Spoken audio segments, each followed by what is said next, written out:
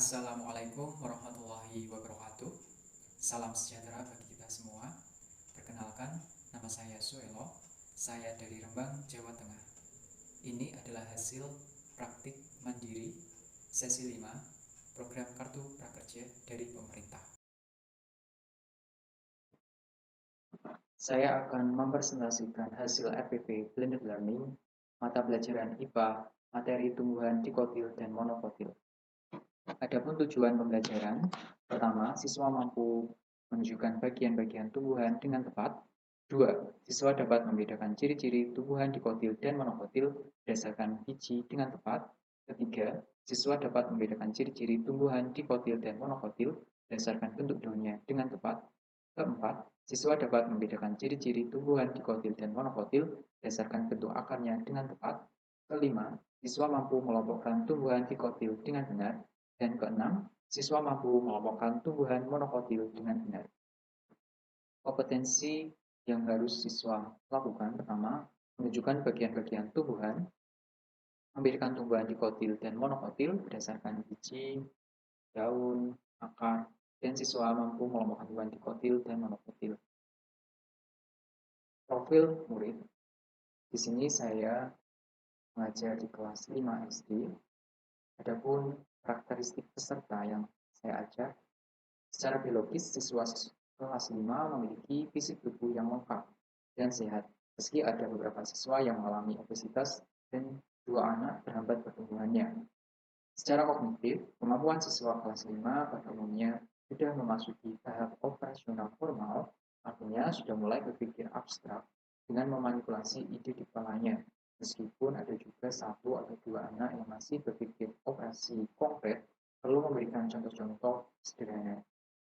Yang ketiga, secara sosio-emosional, siswa kelas 5 pada umumnya suka bekerja sama dengan kelompok berdasarkan jenis kelamin atau gender. Bukti dan asesmen pembelajaran, adapun aktivitas pembelajaran yang saya rancang, yaitu siswa membuat laporan hasil observasi tumbuhan di lingkungan tempat tinggalnya. Dan bentuk evaluasinya yaitu evaluasi formatif dan evaluasi sumatif dalam bentuk kuis yang dikemas dalam puisis. Kedua, siswa membuat herbarium atau membuat koleksi daun kering dari tumbuhan dikotil dan monokotil. Bentuk evaluasinya adalah rubrik penilaian.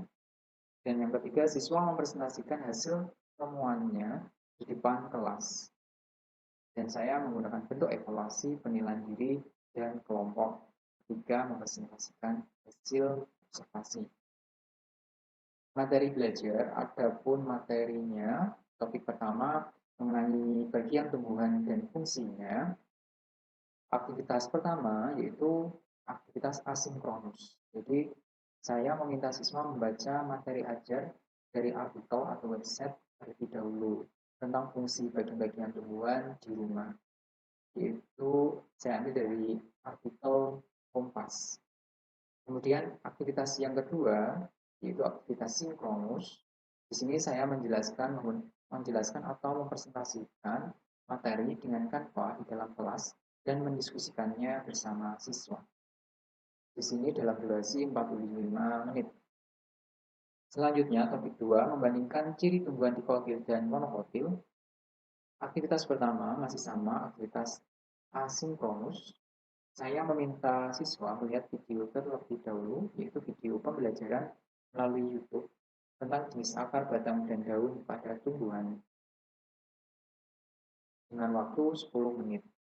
Aktivitas yang kedua yaitu aktivitas sinkronus.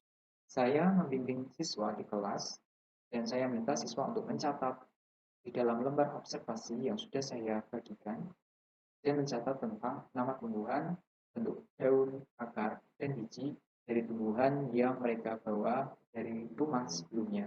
Di sini saya menggunakan kurang lebih 40 menit durasinya. Topik ketiga, perbedaan ciri-ciri tumbuhan dikotil dan monokotil. Pada aktivitas pertama, saya ambil aktivitas asinkronus. Siswa membaca materi yang sudah saya buat yang ada di Google Classroom. Di sini mereka saya beri durasi waktu 10 menit. Kemudian aktivitas yang kedua, saya meminta siswa untuk mengelompokkan tumbuhan dikotil dan monokotil dari hasil observasi yang telah mereka lakukan depan kelas. Di sini durasinya 40 menit. Alat dan bahan belajar yang saya gunakan dalam rancang blended learning ini pertama adalah tumbuhan yang ada di sekitar rumah siswa. Jadi siswa sudah mencari dan mengambil maksimal 5 tumbuhan yang ada di sekeliling rumahnya untuk dibawa ke sekolah. Yang kedua YouTube, ketiga artikel atau kompas.com, yang keempat Canva, kelima Google Classroom, keenam Quizzes, ketujuh laptop, dan kedelapan proyektor.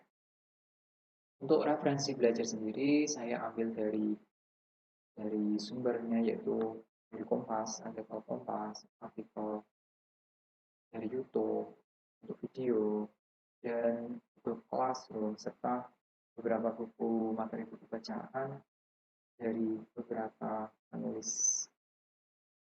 Itu saja yang bisa saya presentasikan hasil laporan pembelajaran blended learning yang sudah saya rencanakan.